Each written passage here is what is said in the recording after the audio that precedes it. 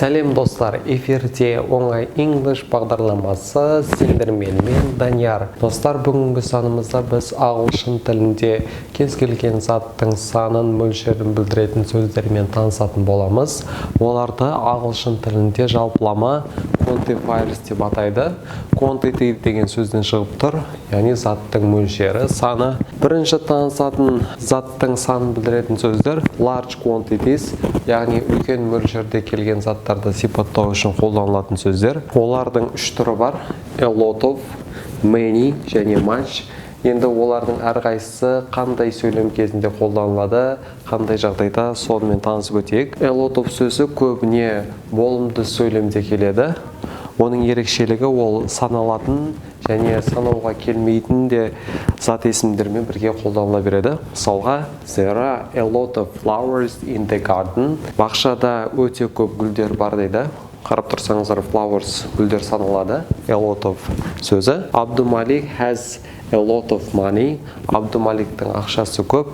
Money ақша бізде саналмайтын болса да, a lot of сөзімен қатар қолданыла береді. A lot of сөзінің ерекшелігі жоғарыда айтып өткеніміздей саналатын да, саналмайтын да зат есімдермен қатар қолданылады. Енді many және much деген сөздерге кезек берсек, many және much деген сөздер көбіне болымсыз және сұраулы сөйлемде қолданылады. Бірақ оларды болымды сөйлем кезінде қолдануға болмайды деген мағына шықпайды бұдан. Мысалға, she hasn't made many mistakes. Ол көп қателік жіберген жоқ дейді. Many сөзі. Mistakes саналады. Much manyға қарағанда айырмашылығы, much бұл саналмайтын зат есімдермен қолданылса, manyді біз тек саналатын, санауға болатын есім сөздермен қатар қоямыз. We didn't have much water. Бізде көп су болған жоқ дейді. Су саналмайды, сол себепті де much. Енді сұраулы сөйлемдер. Do you have many friends? Сенің досың көп пе дейді. Достар саналады, сол себепті many. Have you spent much time looking for me? Мені іздеуге көп уақыт жібердің бе дейді.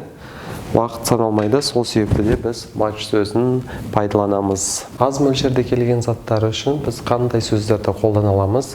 Олардың саны екеу, a few және a little. A few бұл саналатын зат есімдермен бірге қолданылса, a little бұл саналмайтын зат есімдермен қатар жазылады. Мысалға, I know a few people who can help me when I'm hard.